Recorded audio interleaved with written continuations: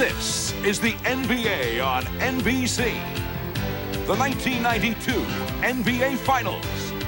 Tonight, Game 6 between the Portland Trail Blazers and the Chicago Bulls. A pleasant and potentially historic Sunday night in Chicago. The 243rd consecutive sellout at Chicago Stadium, and none of the 18,676 here expect to be back on Wednesday night. Instead, tonight, they look for the final affirmation of what 67 regular season victories and a tough but thus far successful playoff run have indicated. For the second year in a row, this is the finest basketball team in the world.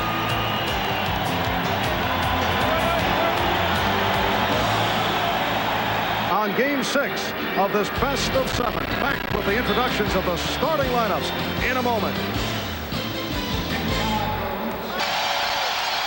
It is a beautiful 86-degree day in the windy city of Chicago, and indoors it is heating up. Although the Portland Trail Blazers have other thoughts on the matter, Chicago fans looking to tonight as a coronation of the champion Bulls, so the home club will be greeted with hysteria. Here is the public address announcer, Ray Clay. To the Chicago Stadium. Tonight, Game 6 of the NBA Finals is between the Trail Blazers and your Chicago Bulls. Now for tonight's lineups. First, Portland Trail Blazers, and forward from Maryland, 6'8", Buck Williams. Forward from Longwood College, Jerome Kersey. At center, 7 foot from Eastern Illinois, Kevin Duckworth. At left guard from Wisconsin, Stevens Point, 6'3", Jerry Porter. At the other guard, 6'7", from Houston, Clyde Drexler. The Portland Trail Blazers are coached by Rick Adelman.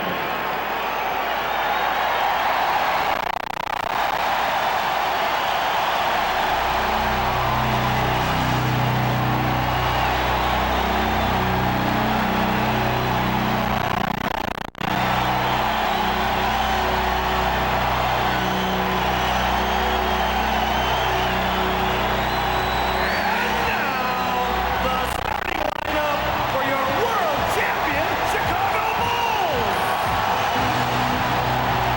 And forward, from Clemson, 6'10", Horace Griggs.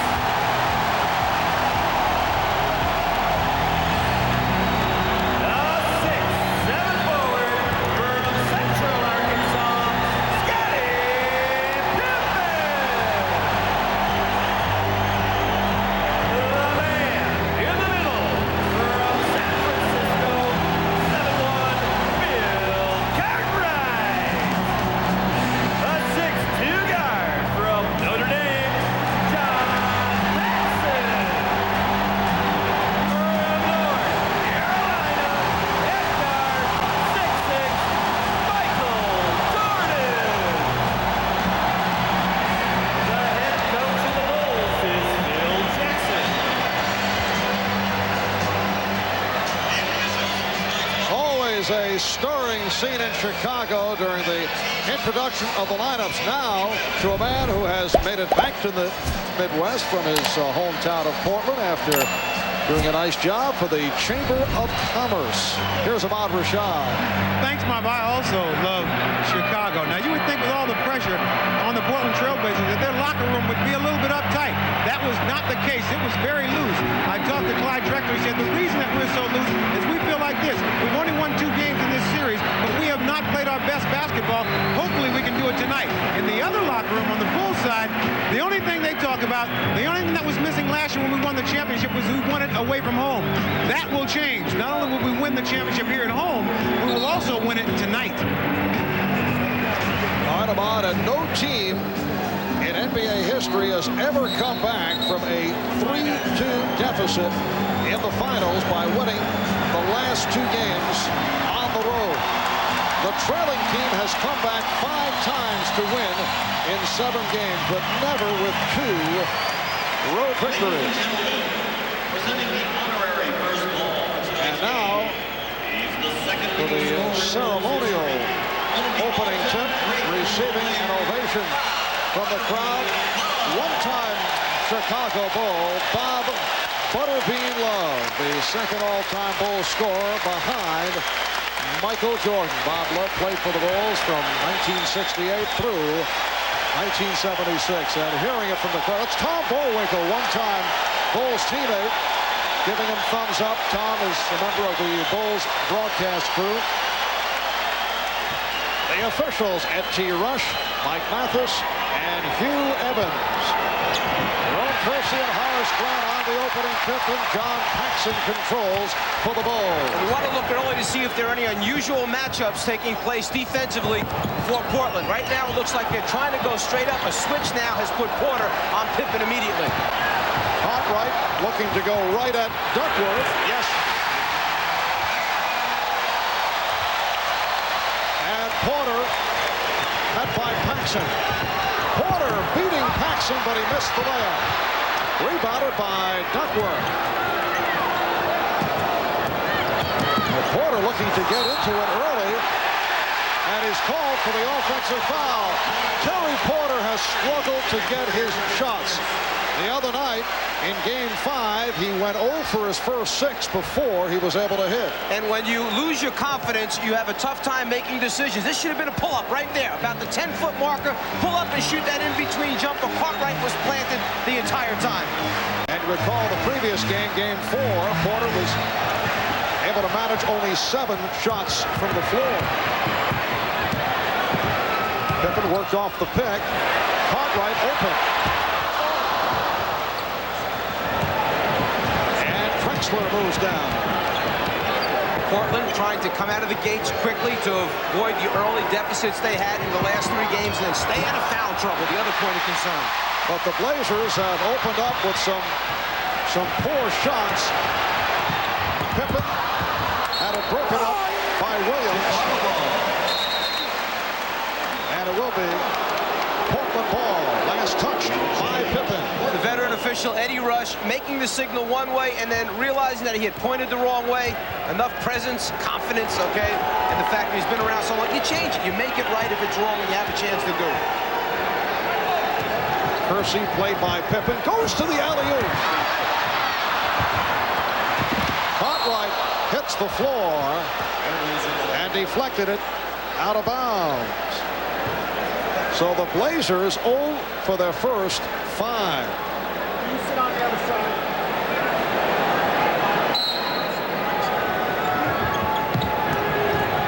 Oh, what a play by Pippen.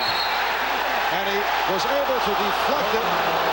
No, apparently not. He stepped out before he deflected off Kersey, and Portland maintains possession. I think Mike Mathis is saying that Pippen was out of bounds when he touched the basketball, therefore the possession goes over to Portland. Out of bounds, on the line, possession Portland. Here's Porter. Rebounded by Cartwright. So Terry Porter, in this opening minute and 45, has matched his shots attempted as Paxson was able to take the pass from Pippen, beat his man along the baseline for a 4-0 Chicago lead. Here's Porter. And Terry Porter has come out firing away. I started to say he had only 3 shots at the half on Friday night. That was his 4th attempt, although with the foul, he will go to the line. Horace Grant called for the personal. Obviously, you can see that Terry Porter has come out and himself tried to change his whole thing around, trying to get his team off to a quick start. He feels he cannot be the laid-back guard that just distributes right now. Someone needs to step forward. Problem could be if too many guys try to do it at the same time. They have to have the right blend and understanding of who's got it going and who doesn't. Over the first 3 rounds of the playoffs, Terry Porter was magnificent. He averaged 23 points. He shot 53%. hit 34 of 65 from three-point land. He scored 30 or more 4 times over those first 3 rounds, but it's been a different story against the Bulls. You can see Portland extending its defense, trying to put the pressure out there. It's a straight matchup. Point guard against point guard, big guard against big guard, small forward, small forward. I think the key will be Kersey's ability to guard Pippen. That's their area of concern. Right. Won't count. And Rush with the call against Duckworth. Is first, the team's first. Duckworth called for the elbow on Cartwright. So Pippen will throw in.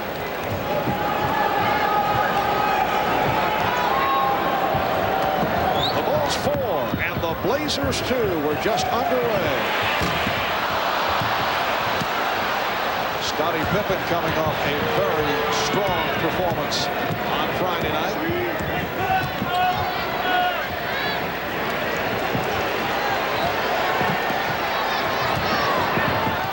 Kersey putting the move on Jordan. Kersey with the tip, and he's tied the game at 4. Phil Jackson mentioned to us earlier today that one of the areas of concern, the ability of Portland to put it on the floor, to steal, and now the slam dunk by Kersey. He gets 3 or 4 of those a game just because he has the ability to run out and fill a lane. And the Blazers take a 6-4 lead.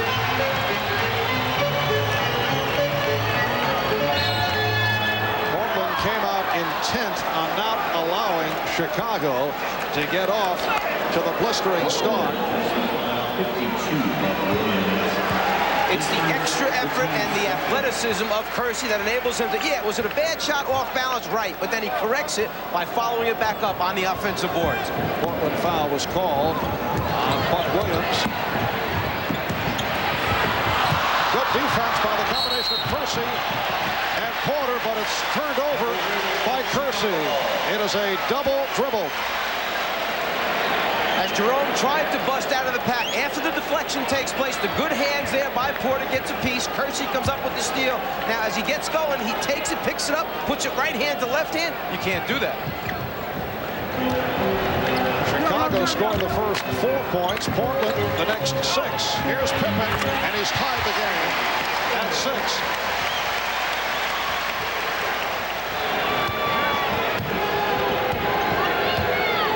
Kersey played by Pippen against Drexler, and it's rejected by Jordan. Michael Jordan with the rejection. He had some help from Cartwright.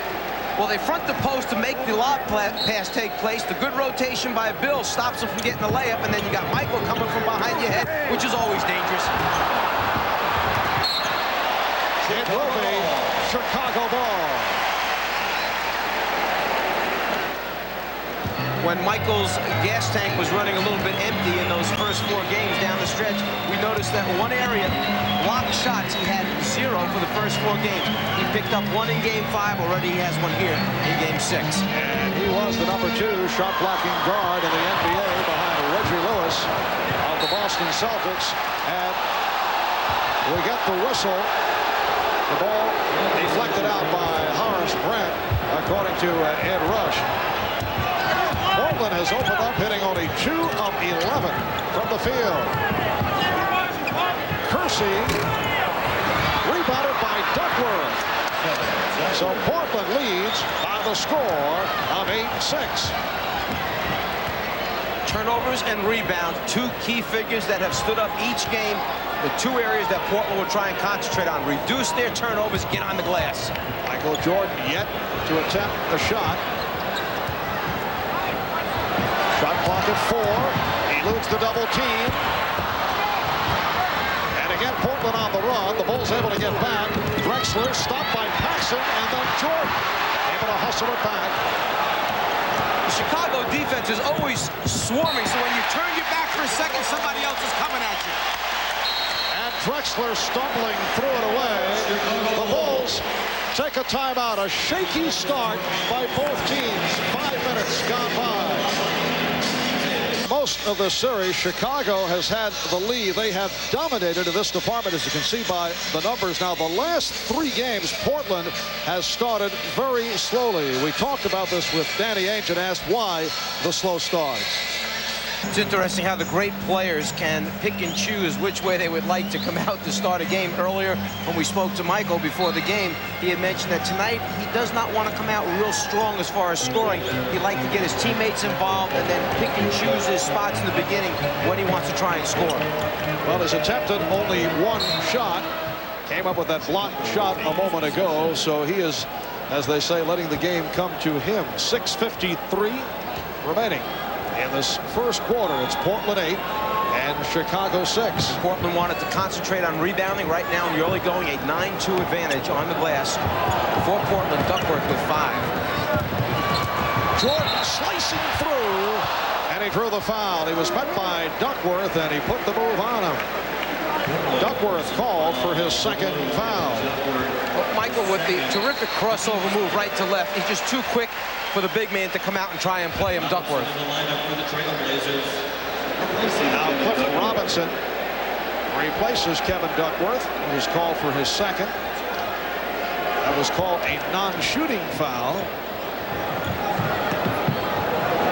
Kevin Duckworth had 5 rebounds here at the start.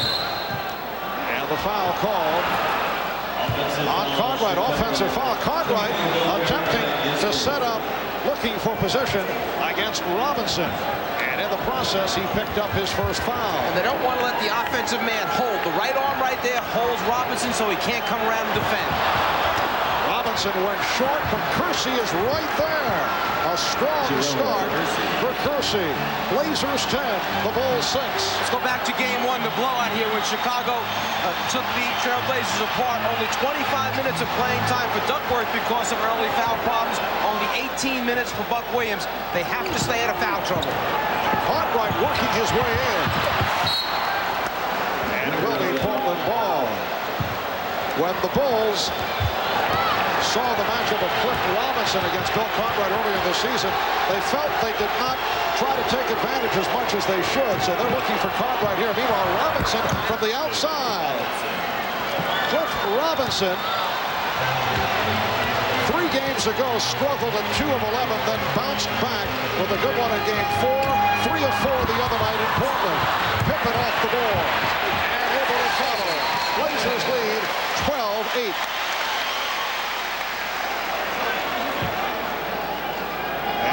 Looked like Scottie Pippen took a shot under the nose. And there's blood on his uniform. The officials are checking to see if there is an open wound, open cut. According to the NBA rule, they must stop the game. He must come out of the game. They must clean it up and then cover it before he's allowed to continue. Well, Pippen is saying no, he's all right. The Bulls trainer, Chip Schaefer, took a look, and now the officials are checking it out. Scotty, I think, saying that he was bleeding from his nose. He just used the top of the uniform to wipe it and stop the bleeding, but there are no open cuts, evidently. NBA officials now in the role of Arthur McCanty or Mills Lane. 5.5 remaining in the first quarter. Blazers with the ball. They lead it 12-8, although they've shot only 5 of 16. Chicago 4 for 10. Porter dumps it off. The rejection by Grant. Horace Grant, who had 4 blocked shots the other night and has been a terror in that department against the Blazers, coming up with an emphatic block on Buck Williams. That was Grant's 14th block in this final series. He's all over the interior area, either changing or blocking shots. It's discouraging. Just when you think you got a clear look, here comes Grant to get a piece, change the entire face of the offensive structure for the team. Bill Cartwright sitting down. Scott Williams, second-year player from North Carolina, has checked in. He will match with Buck Williams. Just under 5 minutes to go in this first quarter. Robinson. And the rebound handled by Williams.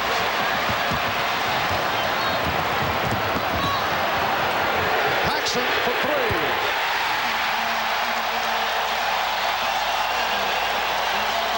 Portland 12, Chicago 11.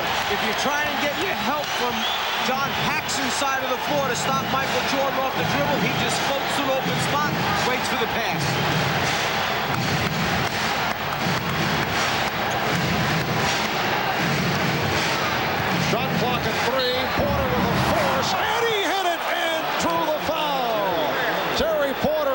hoisted up with the shot clock dropping down. Paxson commits the foul, and Porter will go to the line.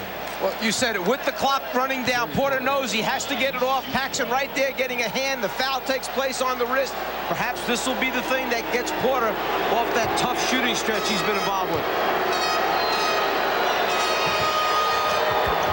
3-point play for Terry Porter. It's Portland 15, Chicago 11 as we come up on 4 minutes remaining in the first. Offensive foul on Jordan. That's his first. Well, the officials are not going to let Michael Jordan get away with anything extra. It's the left hand holding Clyde's wrist so that Clyde can't move his feet. Clyde calls it, the officials call it.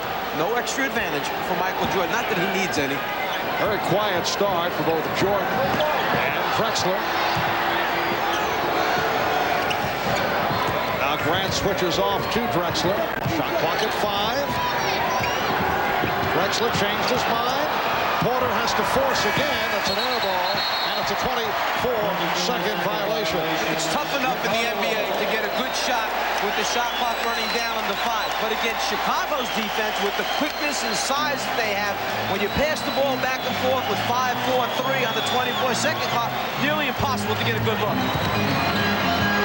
Pippen lost control, but was able to recapture.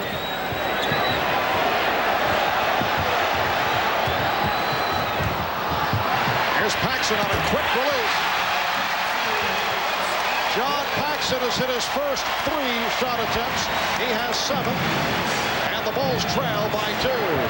Last time it was Michael Jordan. This time it's Scottie Pippen. Drive the seam, kick to Paxson. Loose ball foul against the Bulls. It's on Paxson.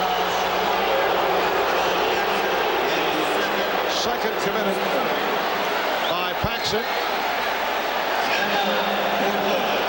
And now Rick Adelman calls for time with 3:08 to go in the first quarter. Out 2 jumpers at the offensive end. Paxson a little over-aggressive going for the rebound. The body contact to Porter. Personal foul, number 2 on Paxson. B.J. Armstrong reports to the scorer's table. He will replace John Paxson on the floor. And Paxson has had the hot hand, 3 for 3, including a 3-pointer, 7 points.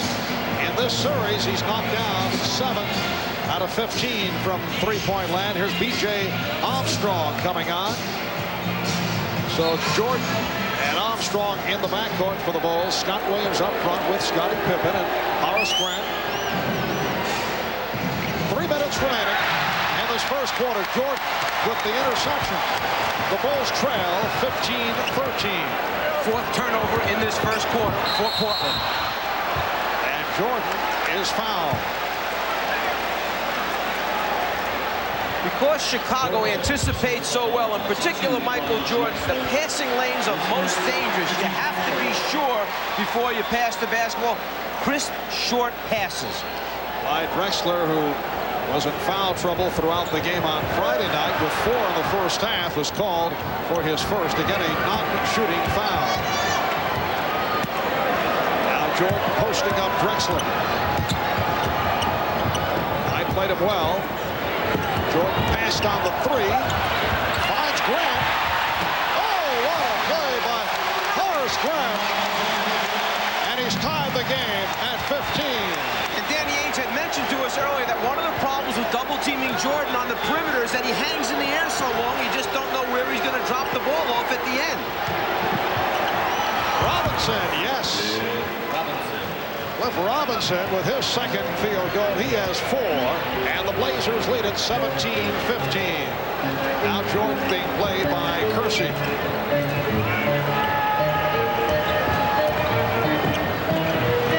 Armstrong. 2 minutes to play in the first quarter. Just under 2 minutes remaining in this opening quarter. Clyde Drexler throwing it away.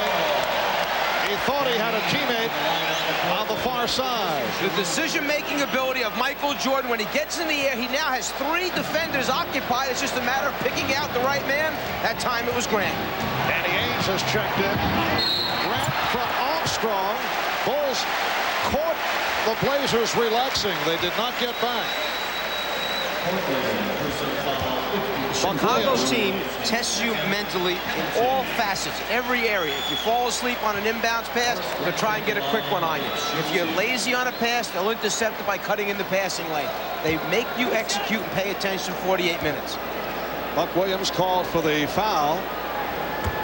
And Grant to the line.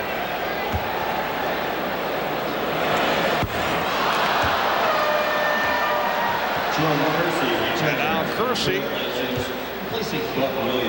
makes his return, and Buck Williams sits down after picking up his second. It has been a quiet series for Buck Williams. As Bob mentioned right at the start of the game, he's bothered by a bruised heel. Nice pass from Grant, finding Williams. And the game is tied at 17.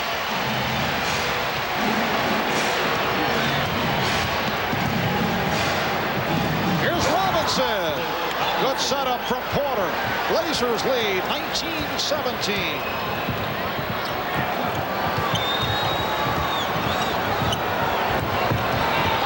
Jordan.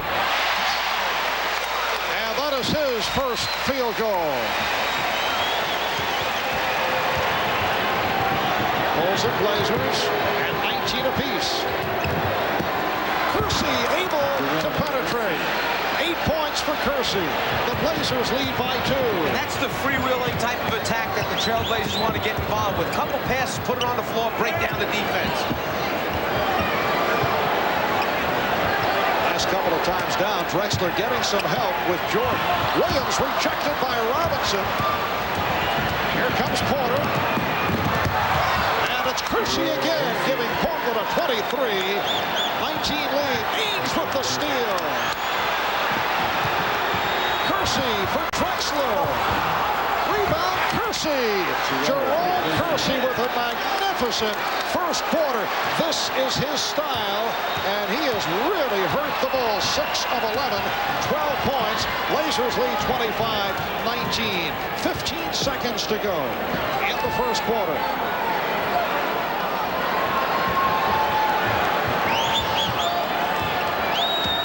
Down to 5. Jordan. And it will be Blazer ball with 2 seconds remaining.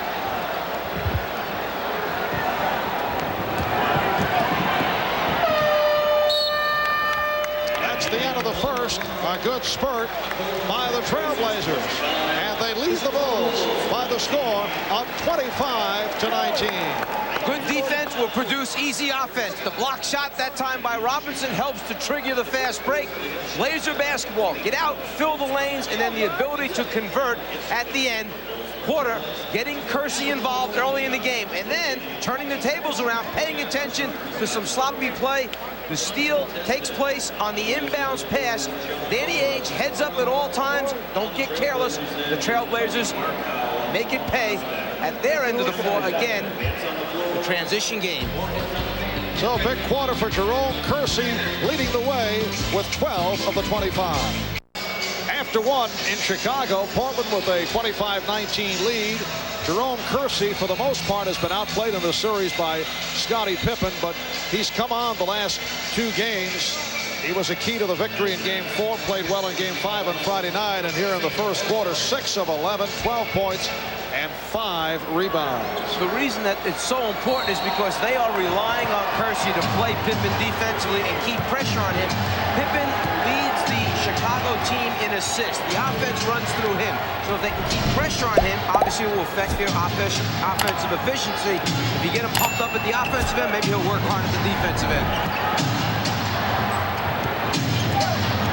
Shot clock down to 3. Drexler for 3. Oh, he got the roll. Clyde Drexler has come out with a different personality here in the first half. He's looking to give up the ball. Perhaps the thought that the shot selection was not wonderful in Game 5, and whether it's the coaching staff or Clyde himself, but you can see he has started the game differently. Shot clock at 3. And Michael Michael Jordan drills it home for his second field goal. He has 4. Blazers lead 28-21. I think that's the way Clyde wants to play, Michael. Challenge him a little bit, but back off so you don't get beat with that first quick long step. Make him make some jump shots before you come out and really get up tight on him. Oh, pretty pass off the dribble by Robinson. Cliff Robinson with a good start. Blazers lead by 9. So that stat earlier, the Chicago Bulls during the course of this series have led for 78% of the minutes played coming into tonight. Jordan rebounded by Cartwright, had it knocked away, and the Blazers are back on it. Well, in the first quarter, Portland trailed for only 2 minutes of the 12. Here's Drexler passing the 3. Drexler on the tip.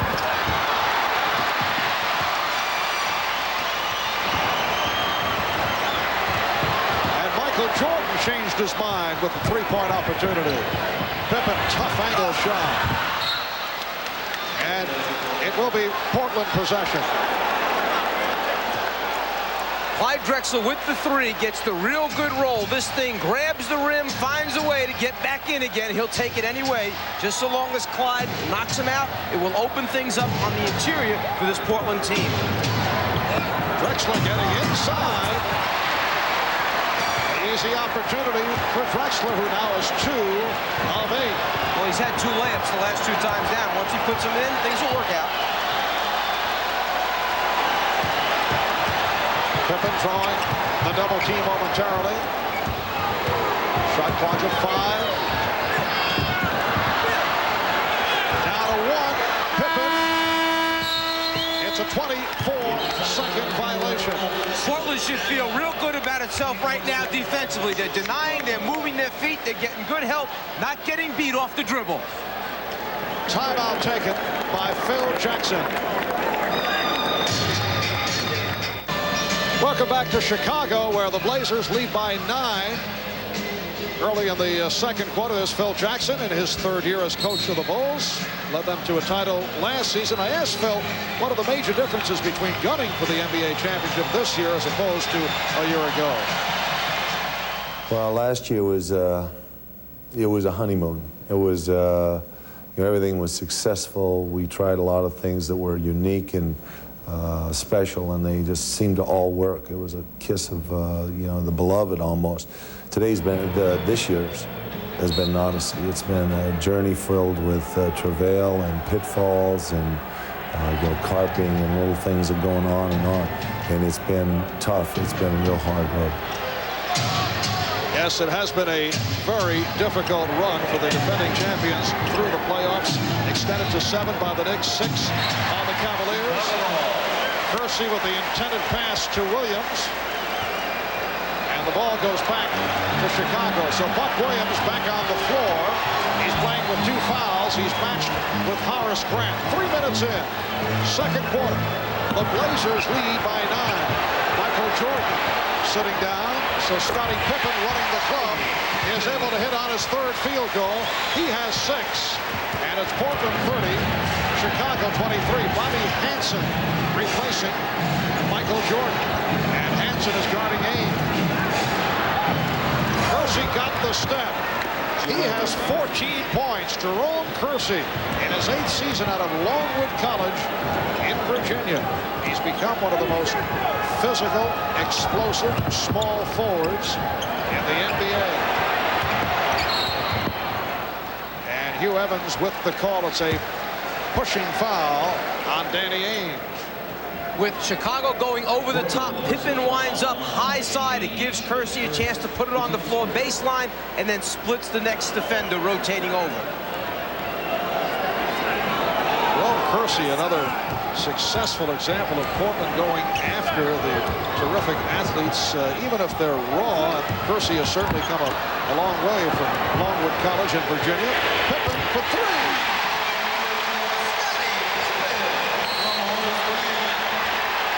Cuts the lead to 6. And the call against Portland. Jerome Kersey for the offensive foul. Here's another look. After Pippen makes the shot, it's in transition as they're running back down the floor. Kersey trying to hold Pippen up and then delivers the forearm. Not going to get away with that. And Rick Adelman looking to settle things down. Takes Kersey out. Duckworth checks in. So Kersey with 14 points, 6 rebounds. He has been able to ignite the Trailblazers in this first half. That three-pointer by Pippen is first of this series. He missed his previous 6 attempts. Cartwright, yes. It's Portland 32 and Chicago 28.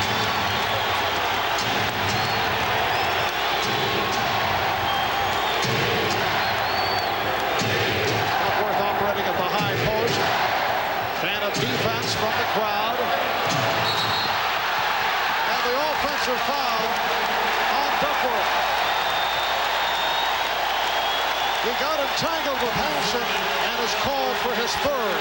I'm not so sure this isn't a pretty good acting job by Hansen. You're talking about a guy that's close to 300 pounds. When he's backing up, it's only natural you're going to fall down. The Blazers want to talk it over. They call for time. Kersey was on a roll. He had scored 14 points, but then he committed a personal foul. As he came out, he questioned, why are you taking me out? Rick Adelman said it's 3 fouls. Personal fouls are a problem. We got to get you out. Then when Rick checked back with his bench and they checked their stats, they realized that Kersey actually had only 1 personal foul.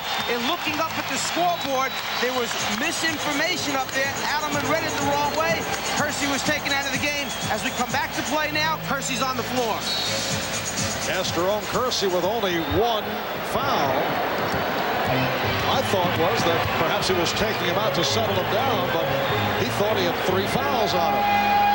So Kersey, as you say, is back. Chicago in the midst of a 7-2 run without Michael Jordan over the last minute and 59.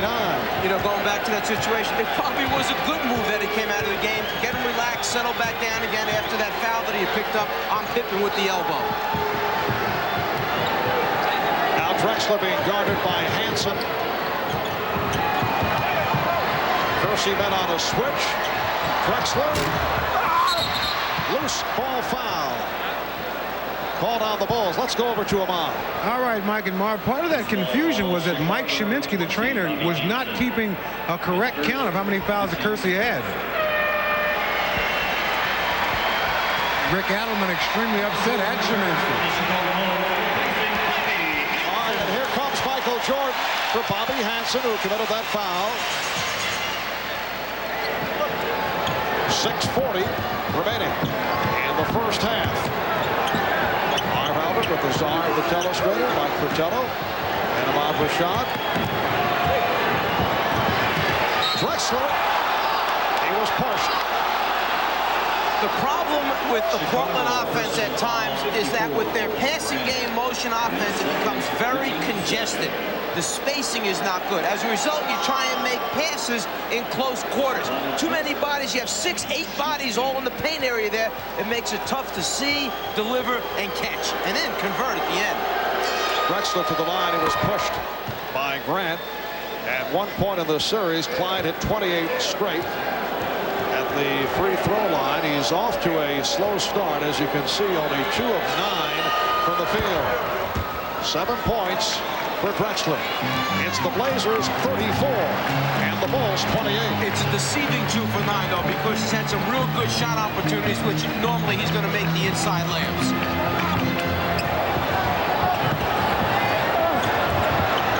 And Cartwright's pass picked off by Robinson. That's the pressure defense, the hands. The second time we've seen it pay off. Robinson, earlier Porter with the good hands, caused the turnover.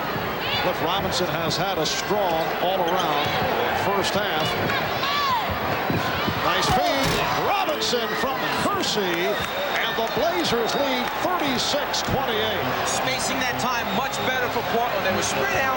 They had Chicago's defense extended. Therefore, you can run back doors and make passes in the open passing lanes. Here's Pippen. And Buck Williams with the box out.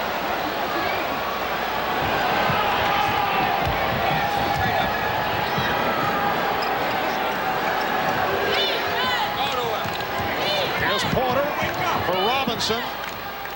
Drexler passed on the three. And it's rebounded by Jordan. Picked off by Porter. 2-on-1. Jordan back. Drexler goes right at him. Blazers with their biggest lead of the night. Terry Porter back in transition defense. Caught in a 2-on-1. Played the middle linebacker role. Eyes seeing the whole floor. Anticipated the pass. And then went and picked it off. It's a 10-point lead for Portland. B.J. Armstrong. And it's swept by Clyde Drexler. Porter stumbling, but able to get it to Kersey. Drexler around Cartwright. Once again, it's Drexler on the drive. Blazers lead 40-28. And the Bulls calling for time. Couldn't get the timeout. The ball was knocked out of the hands of Armstrong. And last touch by Armstrong as the Bulls were trying to indicate the timeout. And they may have relaxed for an instant. It will be Portland ball when we come back following the timeout. And Porter caught 2-on-1, caught right behind him. Pippen trying to fill the left lane, comes up with the steal, and then lets Drexler be the decision maker. Makes a nice decision. Clyde goes by Cartwright. He knows there's a mismatch there, and then Jordan trying to get there a little bit too late. And Portland with that 12-point lead, and just before the timeout was indicated, B.J. Armstrong forced into the turnover. Good pressure by Cliff Robinson. Was last touched by Armstrong. And John Paxson had been up at the table ready to report in. He was on his way back because he knew Phil Jackson had signaled for the timeout.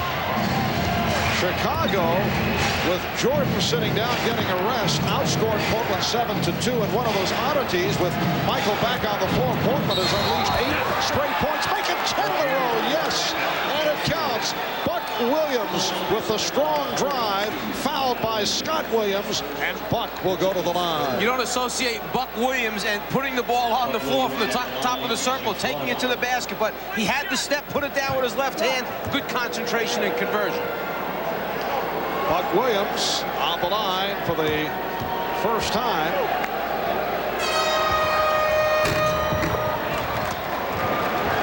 The Blazers 43, the Bulls 28. Portland playing for its playoff life. And they've jumped in front by 15, hoping to tie the series at 3 to force a 7th game here in Chicago on Wednesday. The Bulls seeking to wrap it up. Pippen rejected and fouled by Kersey. Well, the defense is swarming right now for Portland, and with their athleticism, they have the ability to change and block shots. That time, the block was good. It was the left hand in the back. That's where the foul was called. An 11-0 run overall by the Blazers. And that now is number 2 committed by Jerome Kersey. Pippen to the line for the first time. Scottie Pippen picking up his free throw shooting after he had some difficulties in Game 4.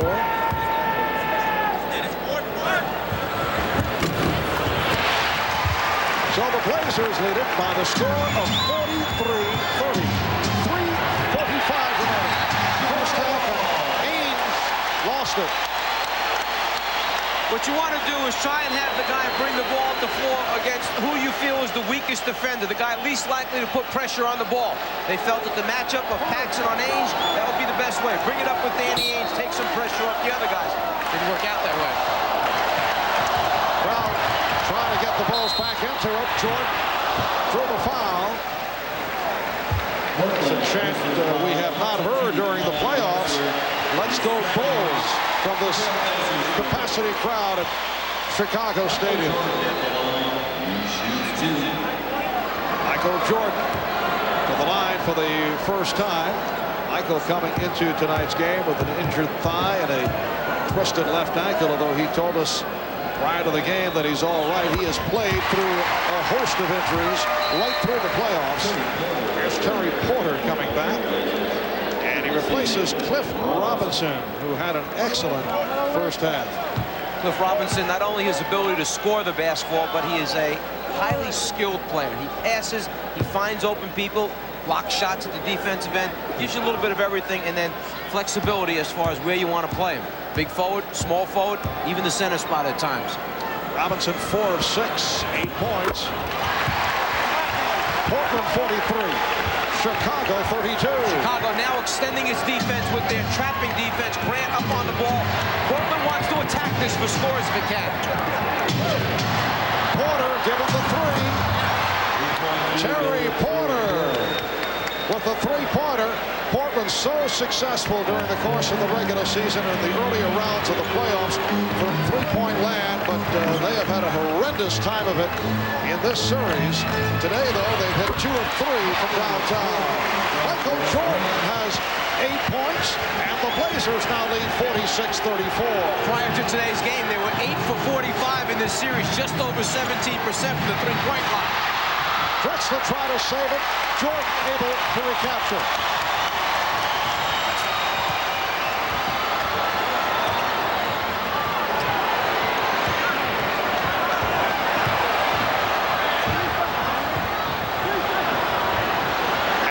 Reset it. Shot clock at 5. Pippen checking the clock. Pippen off the spin. Rebound Williams. Williams again, and he pops it out. Jordan for 3.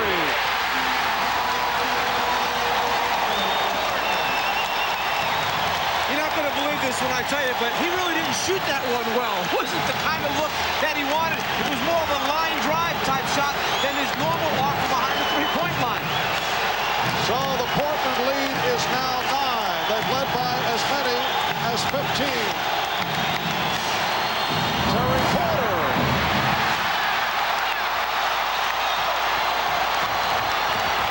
You have to use your timeouts wisely in this building against Chicago. Don't let them get on a roll. Keep the crowd out of it if you can.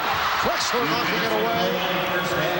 Shot clock at 9. Jordan. Scott Williams, and he's called for a timeout.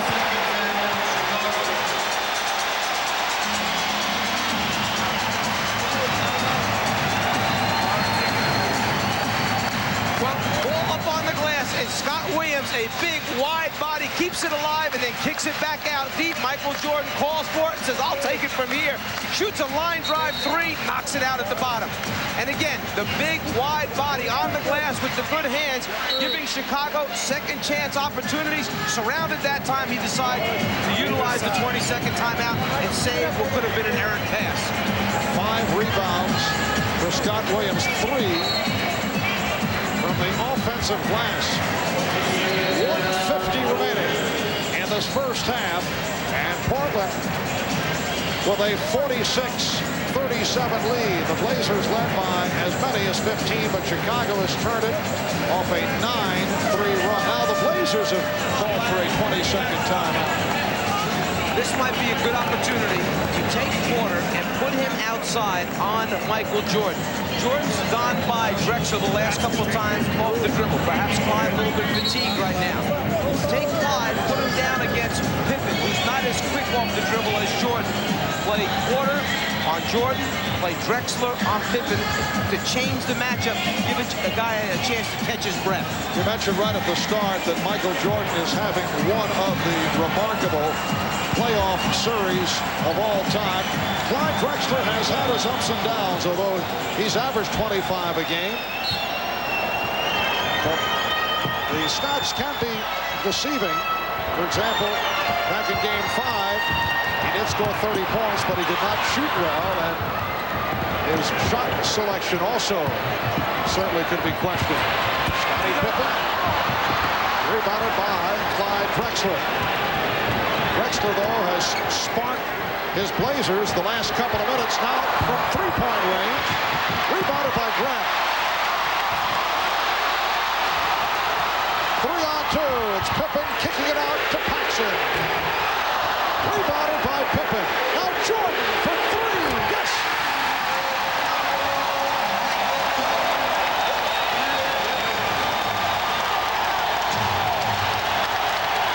So Portland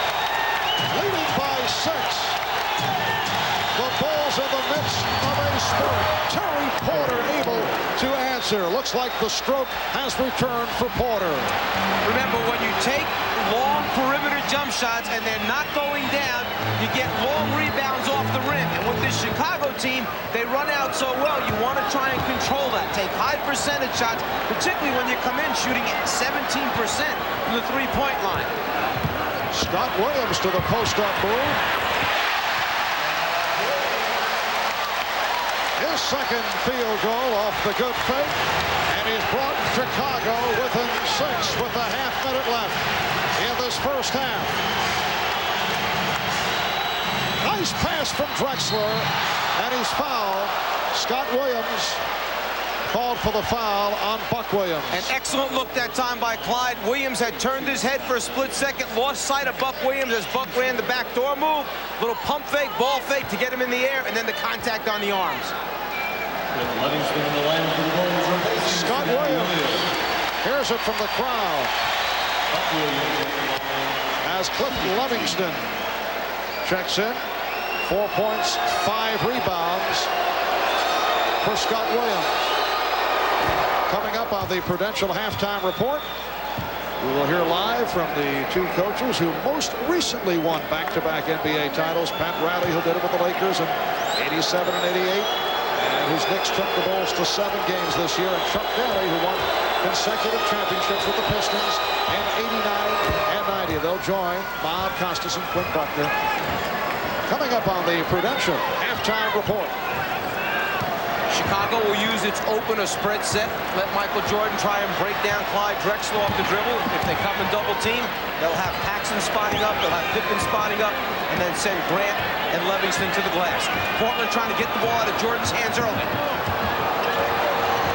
Drexler poked it away. Jordan got it to Paxson for 3. Rebound Pippen, and he drew the fouls. Time runs out. Pippen was hacked, and he will go to the line. The foul committed by Kersey. That is 3rd. Zeros on the clock. No time remaining.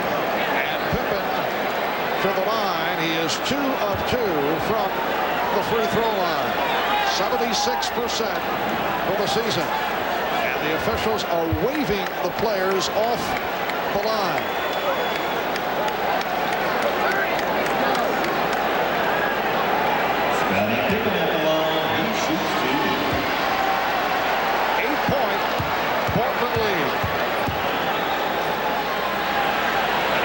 Saying it is tougher to shoot the free throws without players lined up. You feel lonely. You're out there by yourself. You know there's 20,000 people in here looking at you. There's nobody around to give you any support on either side. Scottie Pippen hits the free throws, so the Blazers by 6 at halftime. Clyde Drexler did not shoot well, 4 of 13 for his 11 points. Michael Jordan coming on late in the second quarter, finished at 5 of 10 for his 14. Bob and Quinn coming up. They'll be shouting with Pat Riley and Chuck Daly. It's Portland with the lead at the half. We'll be back in a moment. Portland led at 1 point by as many as 15. Chicago ended the second quarter with a 16-7 run. It's a 6-point lead. As we head to the third quarter, a look at tonight's Miller Genuine Draft halftime statistics. Jerome Kersey has come up big, 7 of 13 for 14. Blazers 47%, and the Bulls at 46% shooting for the half. Cliff Robinson coming off the bench for Portland supplied a number of things, not only scoring on 4 of 6 from the field, but he added his passing ability, found open teammates, and then a big block shot, which led to a fast break score. Leading scores in the first half. Portland getting more balance tonight. 14 for Kersey. Drexler with 11. Porter with 10. Michael Jordan did not look to get into it until the second quarter. Had only 2 points in the first quarter. 5 for 10 for the half for 14. Pippen 4 of 10 for his 13-point. John Paxson hitting the outside shot. 3 of 5, including 1 from 3-point range for 7 points. Game 6 of the best of 7. The hoping to ramp it to win a second consecutive NBA championship. Portland looking to tie the series, extending to a Game 7 on Wednesday. The Blazers, though, have had all kinds of difficulties in the third quarter in this series. And they've discussed it, they've talked about it, coming out in the beginning and having a good start. Well, they did that this evening. Now, the third quarter remains to be seen, but this has been a big problem area for them, controlling the third quarter, scoring points in particular.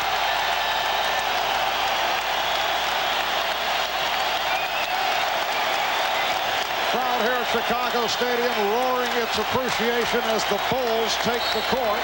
It will be Portland ball as we get underway. Marv Albert, Mike Fratello, and Ahmad Rashad, along with Bob Costas and Quinn Buckner, before the usual packed house in Chicago. Percy looking for the jumper. Now Porter works down low on Paxson. The pass not handled by Buck Williams. That's the second time that a quick pass has gone through the hands of Buck Williams. Either Buck's got to get those hands up and be ready, anticipating, or got to stop trying to throw him those, thread the needle type passes. Paxson and Jordan at the guards. Grant, Pippen, Cartwright up front. Drexler jumping out for the steal. Drexler in the open floor, finding Kersey. The crowd looking for an offensive foul as Paxson took a shot at a timeout called by Phil Jackson. Terry Porter doesn't even realize that there is a ball bouncing behind him after the deflection takes place. Clyde gambles and goes around baseline side. Terry turns just at the right moment. And here is where Chicago wants an offensive foul call, but the officials let it go. Kersey converts. The defensive pressure and steals at the end of the first half, 5-2 in favor of the Trailblazers. They know if they pick up their steals, it's going to let them get out in the transition game, which is their strength. So Portland leads 52-44.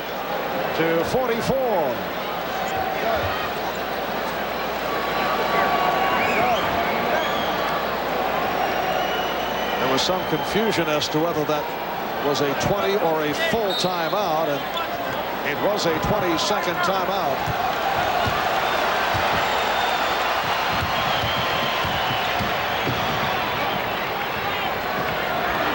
Pippen being played by Kersey. Pippen for the three-pointer, and it's rebounded by Buck Williams. Gets it down to Kersey. Kersey on the follow. And it will be Chicago ball. Is that the fourth layup this game that Portland has had right at the rim, and just they haven't been able to convert? And credit Chicago also for hustling back and not conceding the score. Minute and a half gone by in the third. Cartwright lost it off his foot.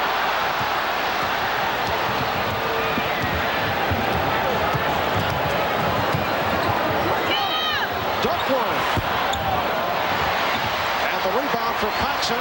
Here comes Pippen. Drexler turns his back and then called for the foul, and Pippen is hurt. And Clyde over to take a look.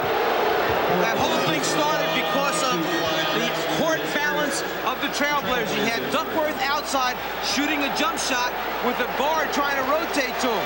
No one covered the backcourt. Suddenly you look up and you have two Chicago Bulls, Pippen and Jordan, out there streaking. Drexler trying to recover and get in front way too late. Pippen, who had back surgery in the offseason, lands on that bad spot.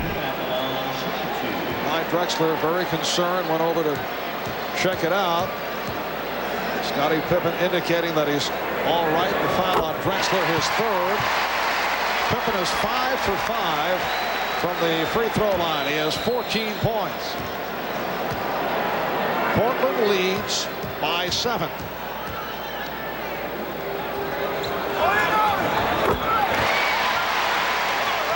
The Blazers 52. The Bulls 46.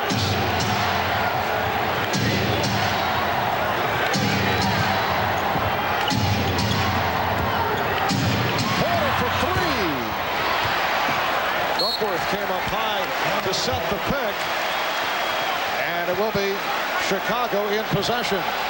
You had Duckworth out there trying to set a screen to give Porter a pick-and-roll situation, but then there aren't too many people on the offensive boards. Michael Jordan thought he was fouled. Blazers 3-on-2. Oh, what a ball fake by Drexler, and now he's fouled by Pippen. I think that Scottie Pippen remembered who had committed the foul at the other end of the floor. Pippen chasing him down, going to make sure that he just gets enough of him to send the message back. The numbers, they're out early. The pitch ahead pass by Porter. Pippen not conceding anything easy. Drexler has hit 3 of 3 from the line.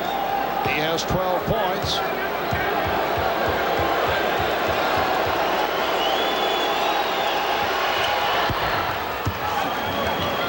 Portland with an 8-point lead.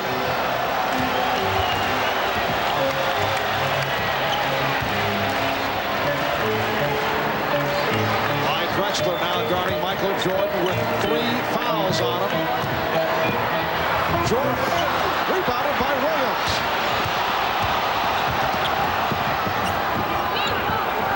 Bulls able to get back to stifle that fast break attempt.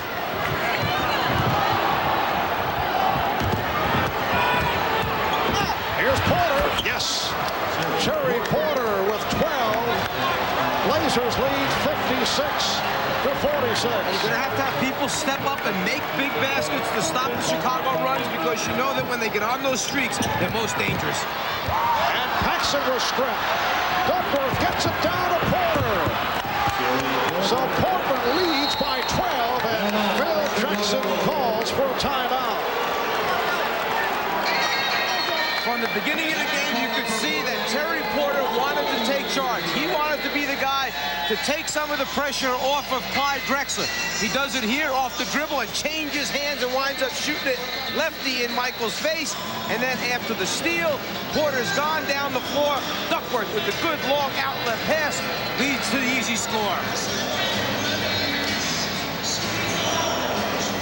Well, for Terry Porter, a native of nearby Milwaukee, although he told us that occasionally he comes to Chicago to check out the Bulls as a youngster. It has been a turnaround tonight. He averaged 18 a game during the regular season.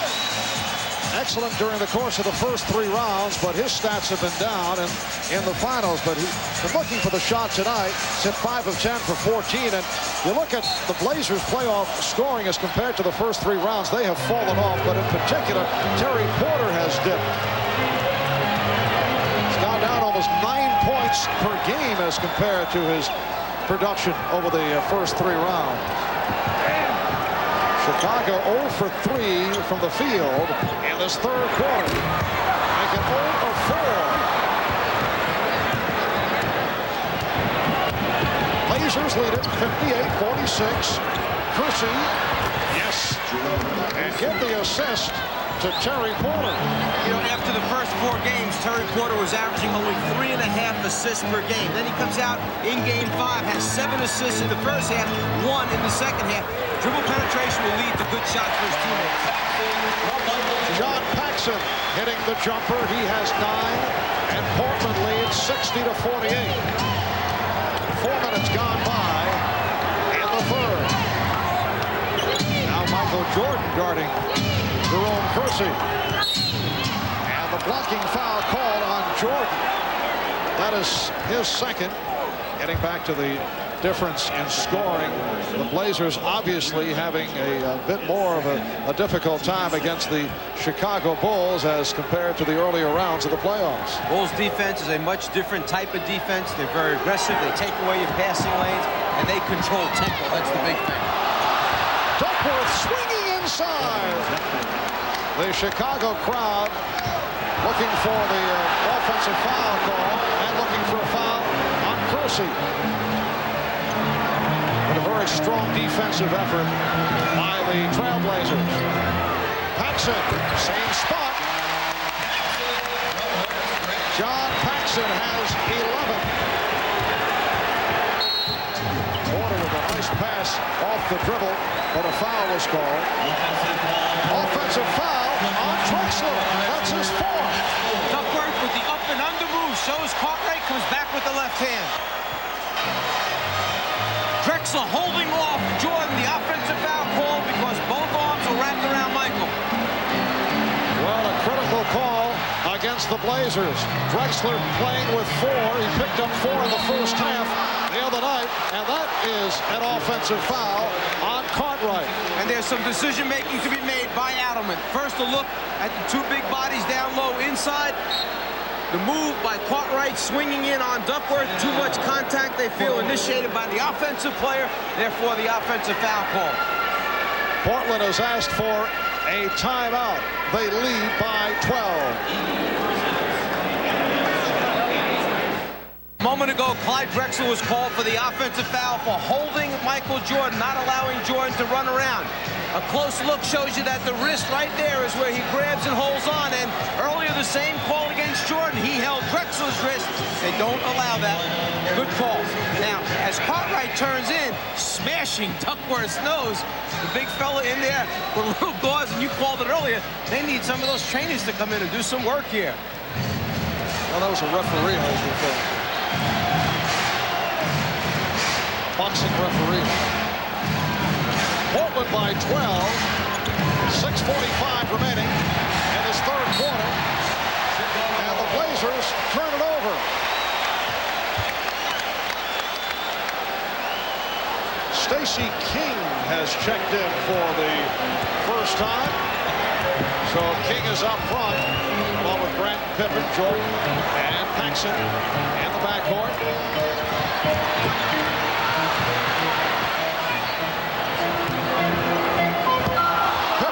He thought he was fouled. Phil Jackson now complaining. Being waved back to the bench by Ed Rush. Buck Williams with a rare outside shot. The tip missed by Drexler, then Kersey. Drexler gets it back. And they get the new 24. Here's Kersey. Yes. It has been a magnificent night for Jerome Kersey. He has 20, and the Blazers lead it 64-50. Halfway through the third. Paxson then on a switch by Buck Williams. The mismatch is Drexler and Grant. Paxson to the scoop.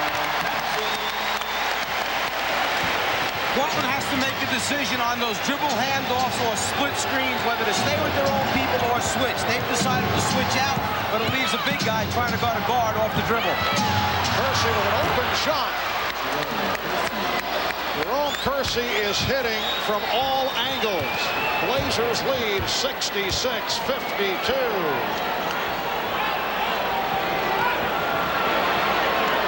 Now Porter guarding Jordan. Porter trying to draw the offensive foul. 16 for Jordan. It's one of the few areas on the floor where Portland knows for sure that it wants to come and double team, and that's when Jordan is down in the low post, but you have to bring him to the double team. Buck Williams will go to the foul line. Scottie Pippen called for the personal. For Pippen, it is his second. Earlier in this series, we were talking about the improved free throw shooting of Buck Williams when he first broke into the league as a member of the New Jersey Nets. He struggled at the line, but he's come a long way. Buck now 75% from the free throw line. And he's 4 for 4 tonight. You can see the progress that he has made in the finals, shooting better than 90% at the line. Because of turnovers that they forced, steals, 8 steals, and then offensive rebounds. They have 11 at this point. I'm talking about Portland. They have 10 more field goal attempts right now than the Chicago Bulls do. 56-46 in field goal attempts. Cliff Livingston checked back in, providing a rest for Scottie Pippen. Blazers by 14. Buck Williams stepping out for the steal. What a play by Buck Williams. Porter with the change of direction. And he thought he was fouled. Out of control. Dribble penetration out of control. And Jordan lost it. Livingston recovers. Here's passing for three. Rebounded by Porter. Blazers have to love this style of play, though. Kersey gets it to Drexler.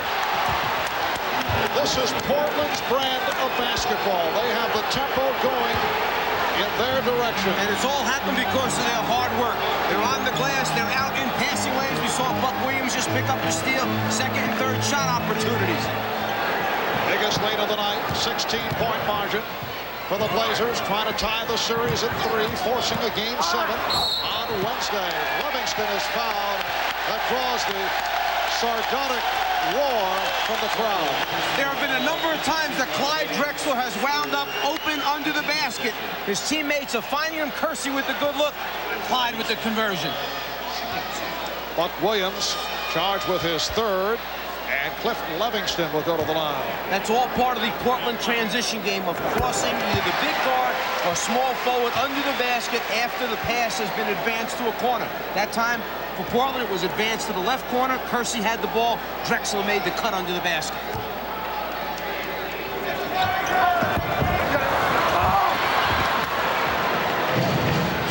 Portland with the ball and a 15-point lead. 3:40 remaining. Third quarter. Kersey guarded by Livingston. Shot clock at 2. Porter.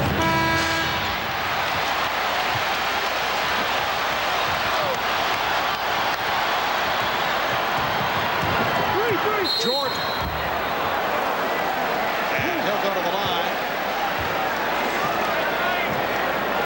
What we're saying, is it on me? Yes, it is, said Hugh Evans. Duckworth called for his fourth.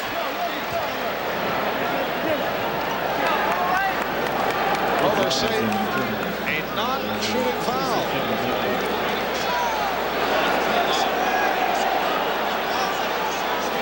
And Livingston will throw in. They called Duckworth for shoving the screener into where Jordan was trying to shoot the ball, therefore no shot attempt. Now Jordan is fouled. It counts, and the foul called on Porter.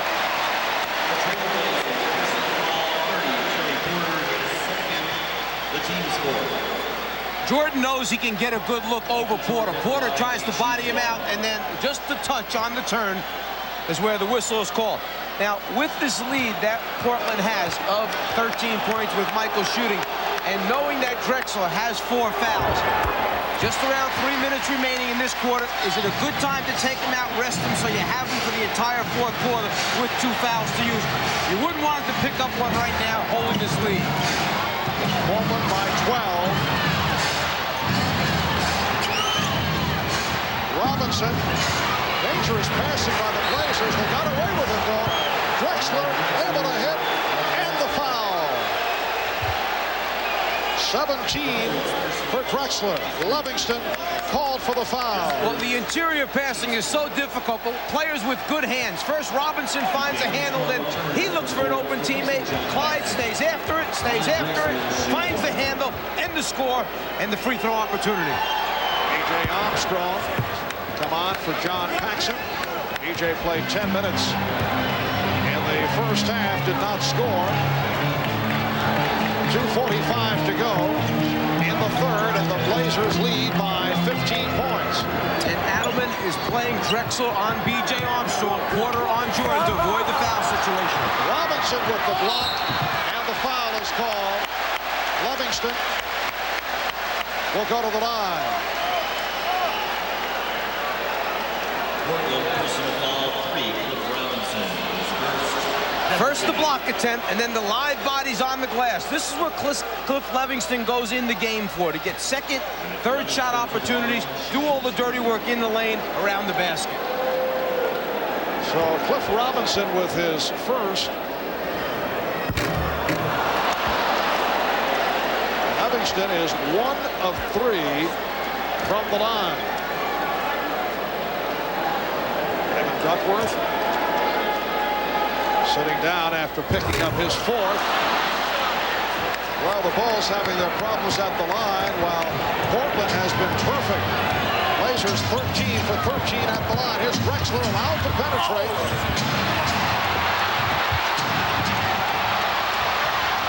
Jordan putting the move on Porter. Stopped by Drexler. Terry Porter hitting the floor hard, along with Clyde Drexler. B.J. Armstrong called on the foul. Just a terrific defensive effort by Clyde Drexler. Jordan goes by the first two defenders. Drexler running the floor the whole way, setting this up way behind as far as steps, but the perfect timing, and he covers so much ground to get the block and save what looks to be like a sure score. Great defensive play, particularly with 4 fouls on Clyde Drexler. And Jackson can't believe it. The 5th team foul on the Bulls. Porter is now 4 of 4 from the line. And Drexler will sit down. Drexler with 18 points, but only 6 of 17 from the field. So it's Portland up 75-58 as we come up on 2 minutes to go in the third.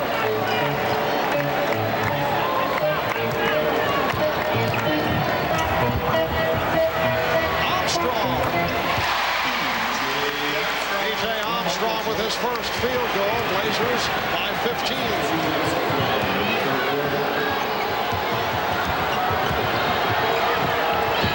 Here's Porter.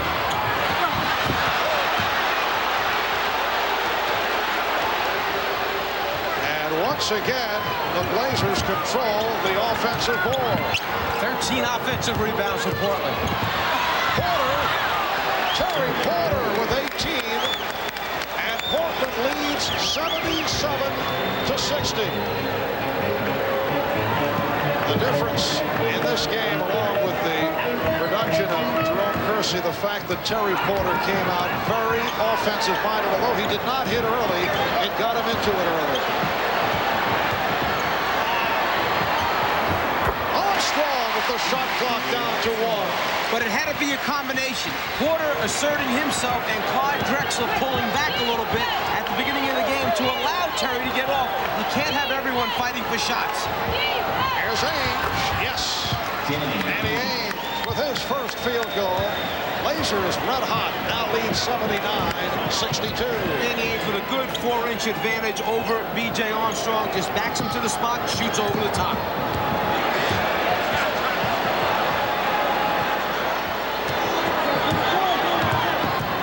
Jordan to the spin. And Kersey felt that there should have been an offensive foul on Jordan. And Jordan felt he should have been shooting a free throw after he scored the basket.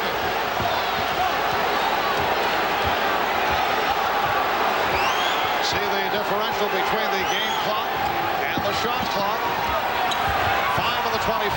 Robinson lost it. Here's Livingston.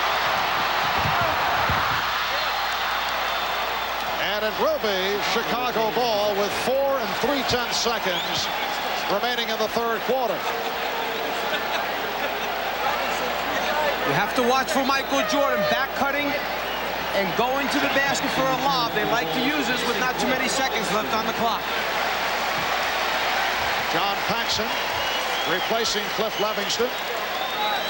With Michael out of bounds also after the pass now. Watch him stepping in quick. Armstrong. So time runs out in the third. The Portland Trailblazers outscore the Chicago Bulls 29-20 in the third, and they lead it by 15 as we head to the fourth quarter. We'll be back after these words from your local station.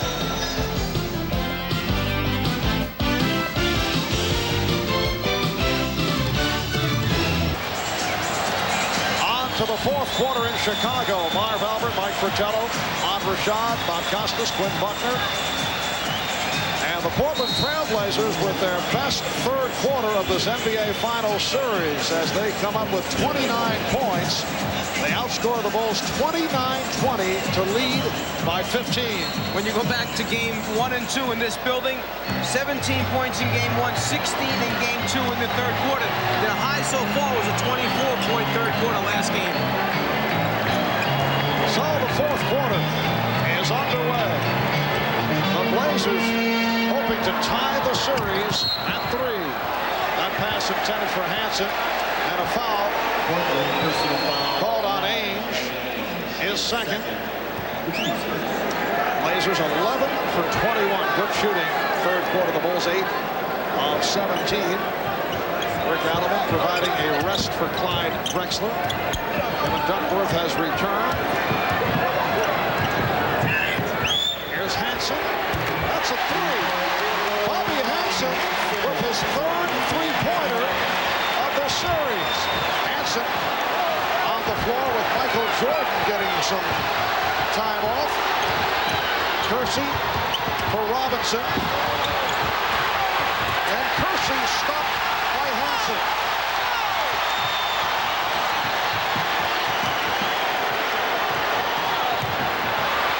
Oh, King was rocked. And the Bulls asking for a flagrant foul. I think the referee has called a flagrant foul. They'll shoot these free throws and get the ball out of bounds on the side. If there's not an intent to play the ball, instead of playing the body, they're going to call that flagrant foul.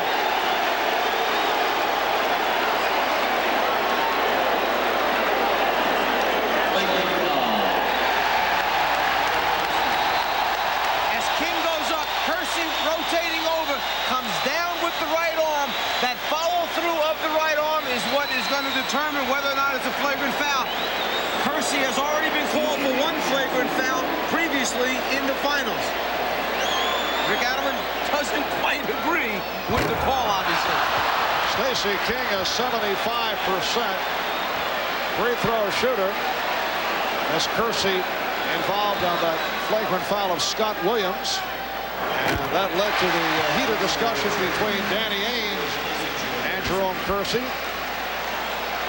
Stacey King, you recall, involved with Danny Ferry back in the series against Cleveland. You're looking on the floor at Chicago's team, the only starter out there, Scottie Pippen. Sometimes coaches, when they realize their starting unit is out of sync, they make a change. They go with the second unit, second group as they call it, and hope that they can shake things up. Drexler back. Pippen able to elude Drexler, who did not want to pick up his fifth. So the Bulls have come out roaring at the start of the fourth. The Blazers now lead by 9. And after that basket, Rick Adelman started to signal timeout, but changed his mind and let him play through it. Cliff Robinson has 10. Portland leads 81-70. Here's King, fouled by Duckworth. That's number 5 on Kevin Duckworth.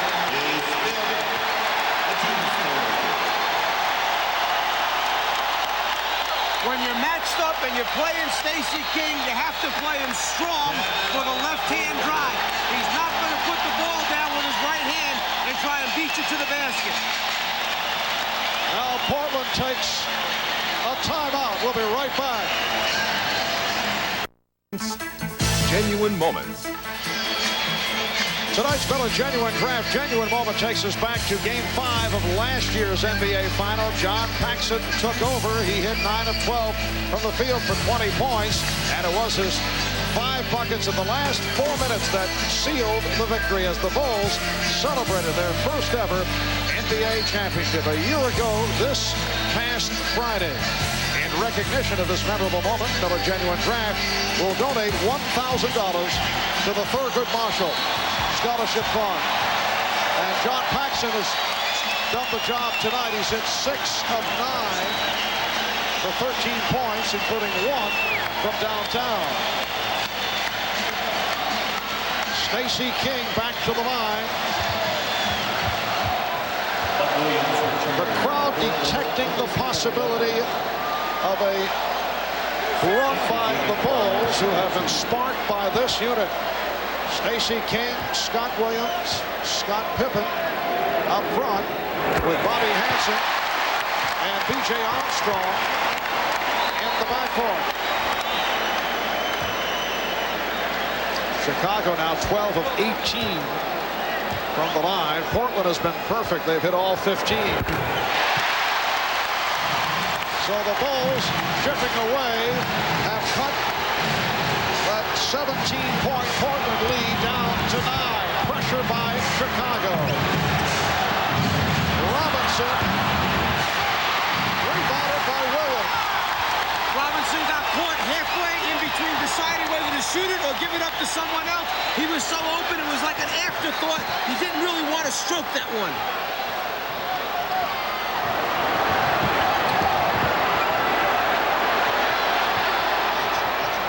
Shot clock to 4. Pippen, yes. The Blazers 81. The Bulls 74. And the Bulls are doing it without Michael Jordan on the floor.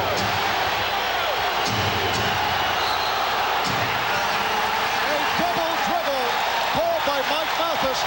He hesitated. Scottie Pippen gave the indication, and then the call was made.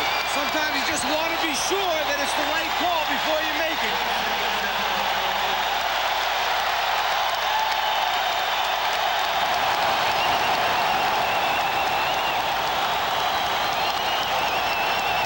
Scottie Pippen has Drexler down low, uses his size, just muscle it up inside on the post-up move.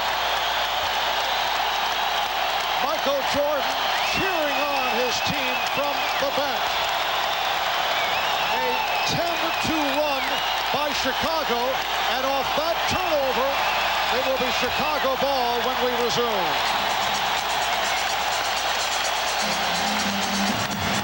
Barb, I disagree with that last call.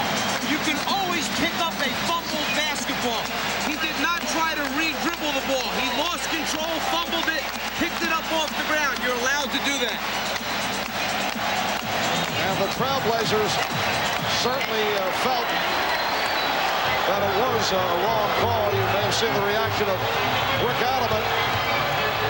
But on the turnover, it comes back to Chicago. They pulled within 7. Phil Jackson staying with this unit. Armstrong. Yes. The Portland lead is down to 5.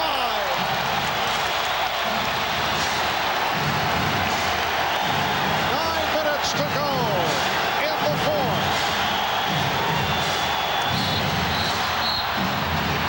Offensive foul on Portland. It's called on Buck Williams.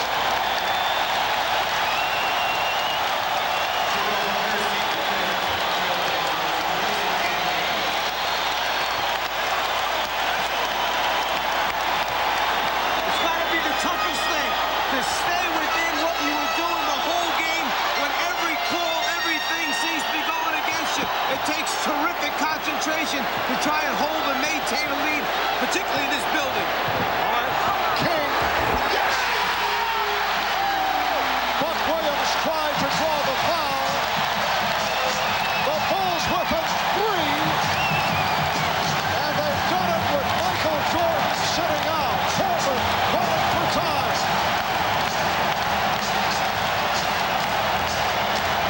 King down in the low post, gets to a point where he starts to make his move to the middle. Buck gives it the flop, falls down. You don't want to fall on the floor that close to the basket.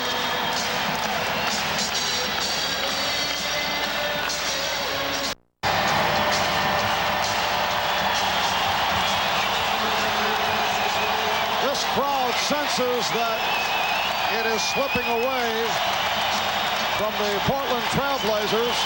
Yes, it is very tough to repeat. Only 4 teams have been able to do it. The Minneapolis Lakers, the LA Lakers, the Boston Celtics, and the Detroit Pistons. The Chicago Bulls trying to repeat. Another Portland turnover. Chicago in the midst of a 14-2 run this fourth quarter. They've hit 5 out of 5 from the field. Michael Jordan has returned. Here's Here's King.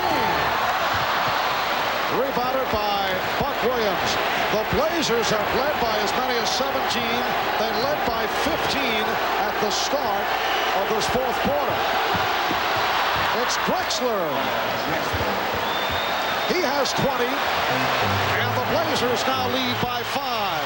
Now's the decision-making time for Phil Jackson. How long do you go with this unit on the floor? They got you right back in the game. They've used up a lot of energy to do that, and they're not used to playing extended minutes. When do you bring back your main unit?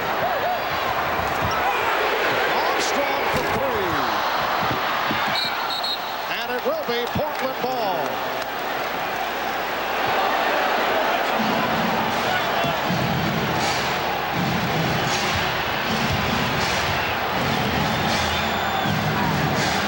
Drexler for Robinson. And Scottie Pippen may have gotten away with a travel. Pippen met by Buck Williams. Takes him one-on-one and lost it. Good play by Kersey. Porter trying to push it down. The Bulls able to get back. 7 minutes to go in this fourth quarter. And the Blazers lead by 5. Foul called on Armstrong. BJ realized that he was in trouble. He got caught guarding Kersey. He took the foul right away rather than let Jerome score a basket right there.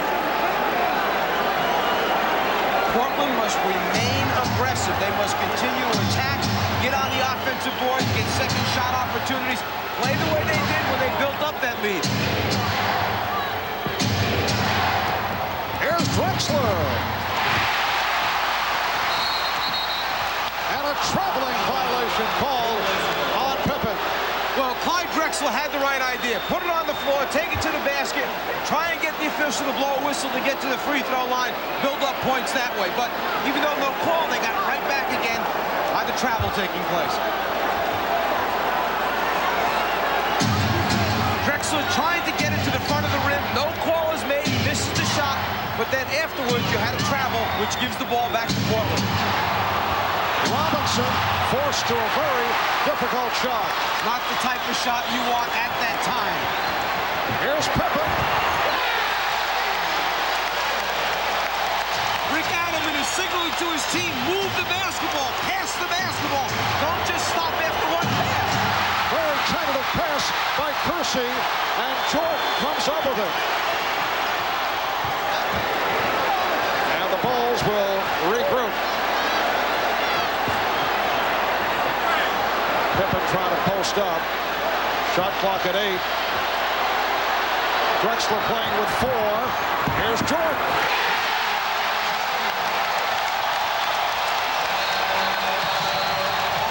Look out of his calls for time.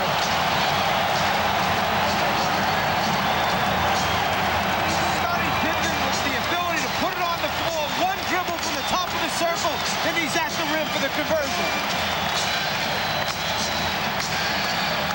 Michael, on the other hand, taking the floater just over the outstretched arm.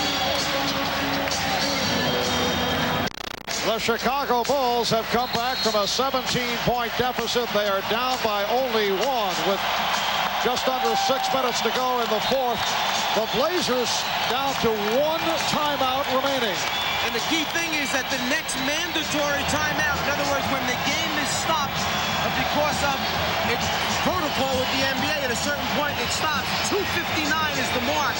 They only have 1 left, so they have to space it out wisely. Protocol meaning a television timeout. Yes. TV timeout. Get those commercials in so they can pay your salaries on. Chicago with an 18-4 advantage in this fourth quarter. The Blazers have led most of the way. Portland wants a goaltend. Porter was fouled by Armstrong. They will not get the goaltend call. Take the ball to the basket, try and draw the foul, try and quiet the crowd. Portland wanted the goaltend call.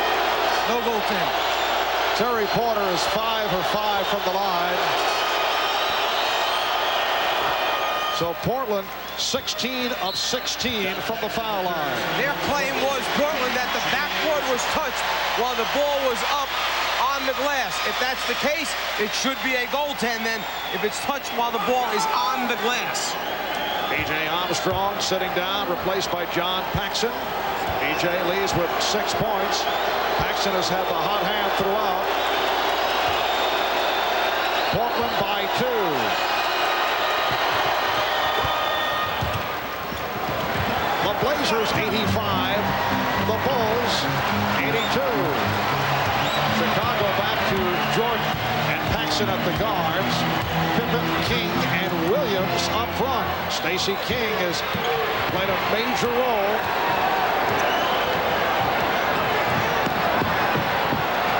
Shot clock to 5.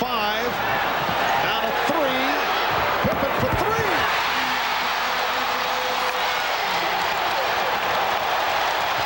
24 for Pippen, hitting the three-pointer with the shot clock down to 2. Terry Porter able to come back. That's his 7th field goal. He has 22. The Blazers 87. The Bulls 85. Portland played defense as well as you can play. Pippen just knocked out a sensational shot. Just under 5 minutes remaining in the 4th quarter. Michael Jordan. Yes. The game is tied at 87. Jordan has 25.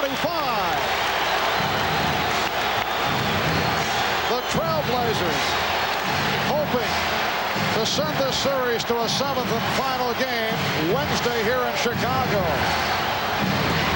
Drexler rejected by Scott Williams. Jordan for 3. Rebounded by Pippen. The Blazers and Bulls tied at 87. The backdoor pass picked off on the deflection. Jordan with the steal.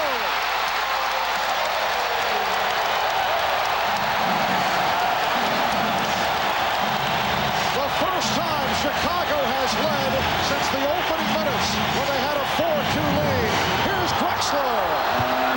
And the game is tied at 89. Something that Chicago has done throughout the series is hang in on the rebounders. You must pay attention and protect the basketball. Jordan unhappy with the hand checking of Drexler. King played by Williams. Stacey King. Crowd wanted offensive interference.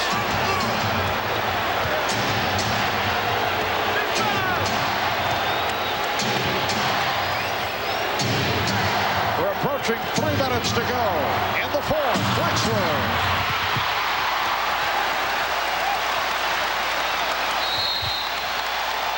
Scott Williams comes up hobbling as Chicago calls for time.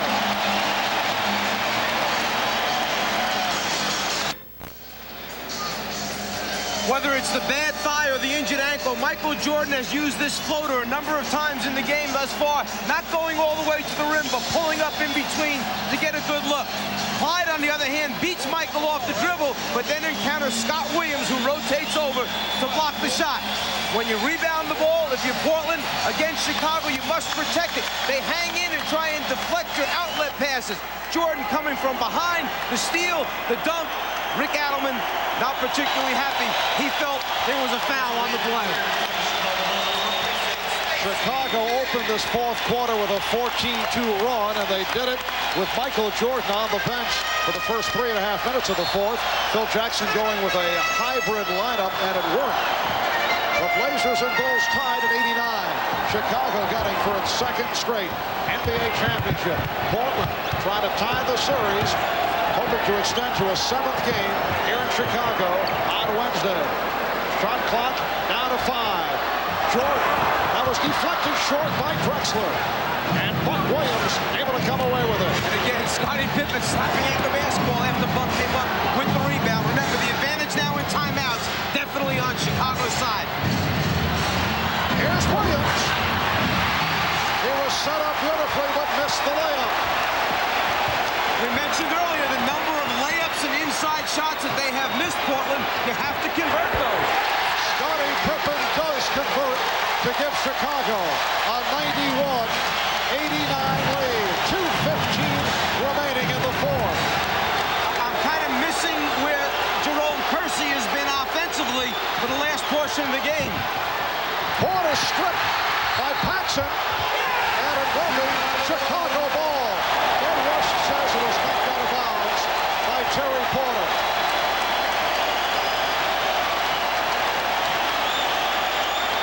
Porter on the way up. Paxson with the hand in there, the strip, and then out of bounds on the sideline. A minute 50 to go in the fourth.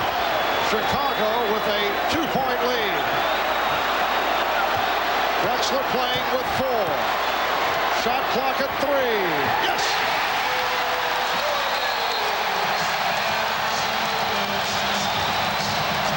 And a timeout called with a minute 39 remaining in the fourth. The reason that you can't double team back on Michael quickly is because Paxson is standing right outside. He gets a great look, knocks it down from short range. Portland has taken its final timeout. Chicago has outscored Portland 29-10 in the fourth quarter as they've come back from a 17-point deficit. In the history of the NBA Finals, the largest lead at the end of 3 quarters with a team coming from behind to win was 12. The San Francisco Warriors trailed Philadelphia 96-84 back in April of 1967. And San Francisco came back to win the game. Chicago trailed by 15, 79-64, going to this fourth quarter. Now, I mentioned before about Jerome Kersey. His last score was with 5:22 left in the third quarter. He has 22 points at that time and still has 22. Here's Drexler, rejected by Williams, but a foul is called.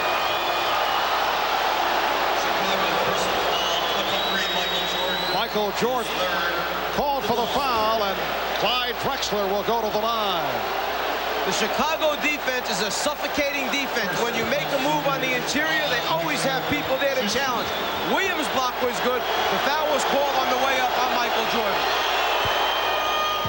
Drexler 6 of 6 from the line. He has 23 points, and the Blazers 18 of 18 from the free throw line. The Bulls by 3.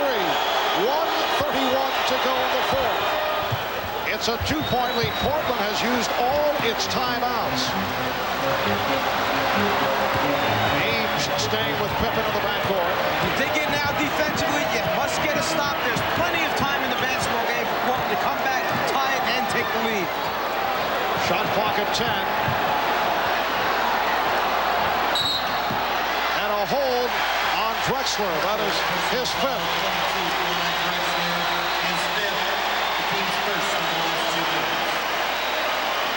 A non-shooting foul. Clyde, realizing that they have a foul to give before it becomes bonus, takes one outside before Michael can turn the corner. 1:13 remaining in the fourth. Bulls get the new 24. Both teams have 4 team fouls. They've been isolating Michael on that left side of the floor. Here's where he knocked down the jump over Clyde last time. Scott Williams takes the shot. That is not what the Bulls had in mind. Drexler. And it's called a jump ball. Drexler thought he was fouled. Well, you had Chicago who wanted an offensive foul call. Portland wanted the foul call. Both players had established their position. Williams was under the rim. You're not going to get a charge in the NBA that close to the rim. Drexler wanted the call on the rotating Grant, hitting him on the right side. 49 seconds remaining fourth quarter. The Bulls 93, the Blazers 91. Grant will try and drop it between Jordan and Williams on a safety tap right here if he can get it.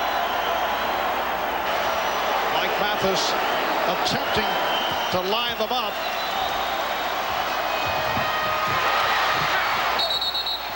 And the call is Portland ball, deflected out by Chicago. Rush conferring with Hugh Evans, who had another angle, and they've changed the call. The ball goes to Chicago. Well, Buck gets it in there late, and it's Clyde who sticks that right hand up and touches Clyde's hands, evidently, on the way out of bounds. The Bulls with the ball and a 2-point lead.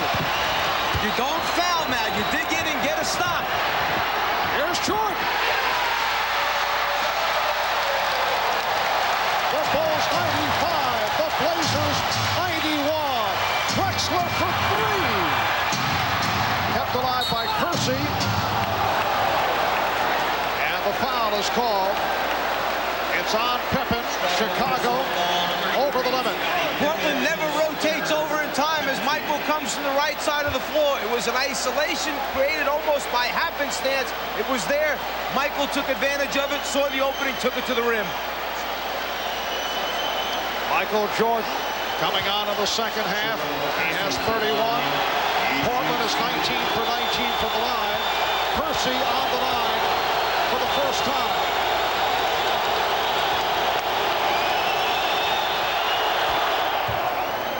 Percy, a 66% free throw shooter.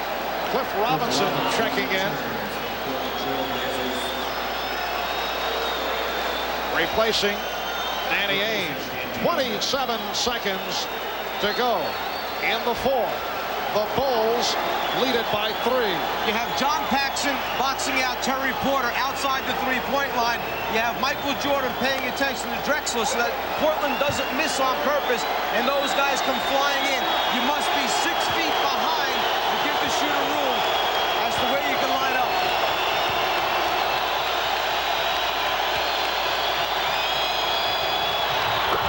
It's a 2-point Chicago lead. Pressure by the Blazers. Drexler playing with 5 fouls, going for the steal against Jordan. Now Jordan met by Porter. There's a 2-second differential between the game clock and the shot clock. And now the foul given by Porter. See, they have no timeouts left, so it's not like they can advance the ball to the half-court line after it. So you go for the steal in the backcourt, and then once it gets over the 10-second line, you must foul so that you get a chance to at least come back and score. You hope that they miss their free throw opportunities. Michael Jordan is 3 of 3 from the line. He's an 83% free throw shooter. 11 and 8/10 seconds to go in the fourth. The Bulls lead by 2.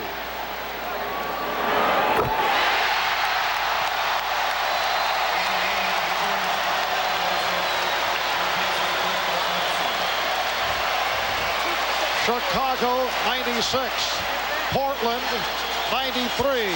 The Blazers do not have any timeouts left. Portland placing 2 players down the floor to try and get a quick hurry-up offense going after this free throw.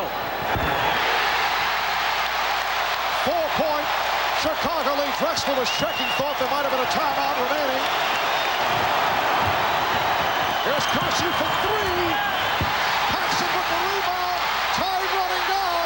The Chicago Bulls have won the NBA championship for the 2nd straight season.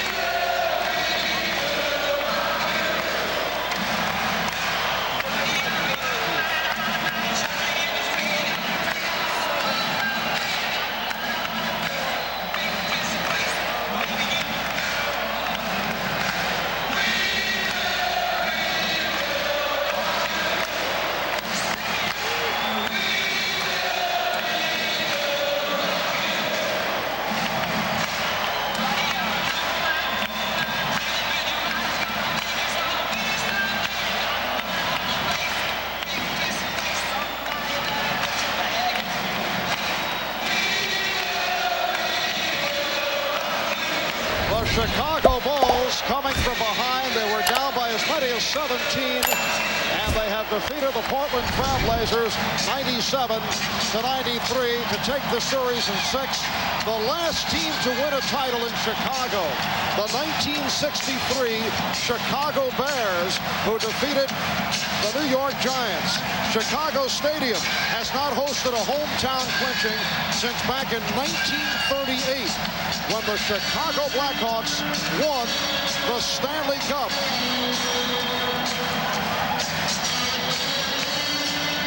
Michael Jordan led the way with 33. Scottie Pippen had 26. 24 apiece for Clyde Drexler and Jerome Kersey. But the Bulls, with a sensational come-from-behind effort, are able to pull it out. We'll be back with the championship presentation in a moment. Somewhere in the bedlam of the Chicago Bulls locker room, Bob Costas surrounded by the commissioner, Jerry Krause, the general manager, the principal owner, Jerry Reinsdorf. Get up here, Phil! Phil Jackson, the coach. Go ahead, Commish, with the official presentation of the Larry O'Brien Trophy. 1 is great, 2 is almost impossible.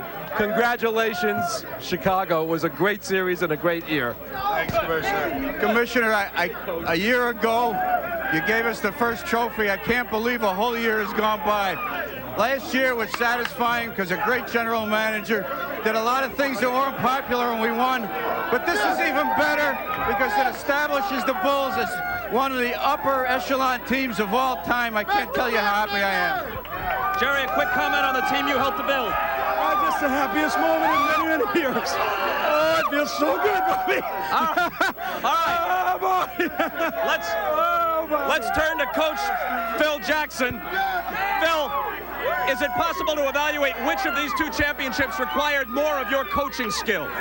No. These players last year took it on themselves. This year, everybody had to dig it out to win. And this game tonight was typical of a team comeback, and we had to play great team ball to win. How about the lineup you went with during a stretch where you outscored them 14-2 with Michael on the bench? Williams and Hansen, and thank you very much. All right, Rob. Yes, it was a lineup in which we just had to get some energy out there. We were tired. Our defense wasn't stepping up. We needed some energy from their kids, and they came out and really helped us go. I'm sure you'd like to say something about the Trailblazers. Rick Alleman was upset about the notion that either the Bulls win or lose, but the Trailblazers are kind of their foils, and tonight the Trailblazers did themselves proud. Oh, they're a great team. There's no doubt about their team effort. They played better on the road tonight than they did at home, and you got to give them a lot of credit for that, Bob.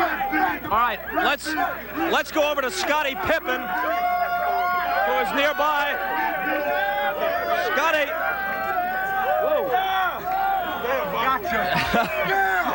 Hang on, Cliff. Scottie, there had been some criticism of you not playing up to last year's form. You were big in the 7th game against the Cavaliers. You were huge, especially in the 4th quarter tonight. But I've been always able to bounce back, and I think my teammates is a big part of that because they've always been behind me and helped me, you know, when the critics were down on me. That's why I really appreciate this championship now. That's right. I really get a lot of critics off my back. I still got a few more months of the Olympics to deal with it, but I just appreciate my teammates being able to step forward and help me out. Yeah. Horace Grant, the nucleus of this ball club is very young, averaging around 27. I know you're basking in the celebration here, but this team could be a very, very good team for a long time. Oh, definitely. We're a very young team, and we have some young players on here. And we just went out and took it. Yes. Yes, baby. Woo. Bobby, a big 3-pointer in the middle of the run, and then you stripped Kersey underneath. That was part of a run in which you were on the floor with some unlikely teammates in a 14-2 stretch. That's what we prepared the whole year for, Bob, and we just hung together down 16, 17 points, and yeah, this guy carried us home, but we needed a little momentum shifter at that time. We got it with a 3-pointer, and it's great to be a part of it. Michael, you told me the other night in Portland, this one would be more relief. The other one was exhilaration. You still feel the same? It is, man. It's just so gratifying for me personally. You know, I went through a lot of hard times this year, but you know, I stayed strong. Everybody supported me. We played well today. I'm glad for Bobby Hansen. He was the only guy that didn't have it. I'm glad for him. There were stretches in the playoffs where you had to carry your team. You were the high scorer again tonight, but you got help, especially from Scottie. everybody contributed. Scotty was a real big emphasis in the third and fourth quarter, and I had a rough first half, but these guys carried us, and I was able to get in there in the fourth quarter and help pull it through. So it was a good team effort. I think, Michael, we've got a package here of some of the baskets you scored down the stretch. From the time that Pippen's three tied it at 85, you and Scotty got all the points. Yeah, we played well. We were able to 1-2 combination all year long. And I've always said that, Scotty takes pressure off me as much as I take pressure off him. So, we played extremely well down the stretch, both of us. Here I was able to get a steal as Scotty blocked out Buck Williams and got the dunk, and, that put us up 2 points. So it was a good effort by everybody, I just tried to post up. I learned from the lesson when, game 4 when Drexler knocked that away from me. So I was prepared, and here I go to the hole, trying to get a foul or get a layup, So it was a good effort. I'm glad they gave me a chance to redeem myself. And this is the free throw that seals it. What was going through your mind at this moment? If I don't make these free throws, they're going to haunt me for the rest of my life. So I was really concentrating on it. You started very slowly. I think you had 2 points in the first quarter, and the Trailblazers were all over you guys for 3 periods. I know. I was going to be very passive and see how the other guys played early. But I got in a bad rhythm myself. And, they played extremely well defensively, and somehow we got it going. And once we got it going, there was no stopping us. Did you have a chance to say anything to Drexler or he to you? No, I was too elated. I'm going to go over and say hello. Say thank you. It was a great competition. It was tough luck, but somebody had to lose. I'm glad it was us. Michael, congratulations. Thank you. Looking around for somebody else. Here's Bill Cartwright. Bill. A long career with ups and downs in it until you wind up in Chicago for a couple back-to-back. Can you put it in any kind of perspective? Bob, we just had a great organization. We got players together. We kept building every year. Got the first championship. It was tough for the second time around to get the second championship. We came through with it with a tough effort and got the win. Bill, congratulations. John Paxson is somewhere in the vicinity, I'm told. Where's Johnny? B.J. Armstrong. B.J., slide on in here. How you doing? Tonight, you were part of that lineup that really turned the game around. I mean, Portland had a 17-point lead in the second half. And with Michael on the bench for a while, you were in there, Hansen was in there, Williams and some others, and that's when the 14-2 run happened. Yeah, we did. We had a great run, and we just tried to get our energy up, get some easy transition buckets. It was just a great way to get us going, and I'm just very happy and fortunate to be a part of a championship ball club. We're going to get John Paxson in here for a quick word. John, overall, this series wasn't looking like as good a series for you as the Laker championship a year ago until the last couple of games, and then you lit it up again. Well, it was, last year for me was tough to match personally, but winning another one after the only way I can explain it is when you try to repeat, everybody's coming at you. The only way you can really succeed is to win it again, or else you failed. And the way we played that fourth quarter, the entire effort from the defensive end to the offensive end was unbelievable. Can you compare the two? You won 67 in the regular season. In that sense, you're better. You lost 7 in the playoffs this year. You breezed through with only 2 losses last year. Is there a comparison possible? Well, this year I think it's better just because we had everybody shooting at us from day one. And to come out and win it the way we did was impressive. What a great way to win it. John, congratulations. Appreciate it. From the locker room of the world champion Chicago Bulls, and Pat Riley, if you're watching, this is the look you were striving for last year. So there it is for you, pal. And let's go back to Marv at courtside. All right, Bob, a most unusual situation here with the, I would say, good portion of the crowd still on hand. This capacity crowd, for the most part, has not left. And I would think they're hoping that some of the Bulls players come back onto the court so they can shower their good feelings about them. There's no question. The people are here waiting and hoping that the players will at least come up one more time. And, you know, these fans are so good here in this building. They work so hard during the course of the season. It would be a nice gesture if the players feel safe enough to come up and do it. Ahmad Rashad is trying to make his way to the Portland Trailblazer locker room, and we're told that Rick Adelman has closed the locker room. So if we're able to get some reaction from the Trailblazers, we'll bring it to you. But I know we will be signing off very shortly. Bob, I think that you talk about coaches having a feel for their basketball team. Phil Jackson tonight knew his starting unit was out of sync. He gambled. They were down 15 points. He went to that second group, and that second group, along with Scottie Pippen, got it going. Then at the right times, Jordan and Pippen take back over down the stretch for Chicago. Timing, substitutions, and then all the guys responding to the challenge. A terrific team effort for Chicago. And we're told the Portland locker room is still closed, so apparently we will not be able to get post-game reaction from the Trailblazers. And we can look for impact changes, I would think, next year by Portland. Well, you won't find that out, obviously, until they get together and decide what their problems were. But this team has reached the finals 2 out of the last 3 years. They played an excellent game this evening, playing very well away from home, as they did in the first 2 games. Half the first game, the entire second game, where they got to win. Do you shake a team up just because you get to the finals and lose? That's a real difficult decision. All right, Chicago takes the series in 6. Michael Jordan started slowly and then came out in the fourth quarter. In fact, Jordan with 12 of Chicago's last 19 points, as Chicago hit 13 of 19 overall from the floor in the fourth quarter. And we're told they are bringing the championship trophy to the floor, and when the trophy makes its way out here, they will go wild. The Chicago Bulls winning the NBA championship for a second straight season. For all of us here at NBC Sports, it has been a delight to present the NBA telecast, and we certainly appreciate your joining us right throughout the season. So once again, for the Chicago Bulls, it's been a case of winning it all.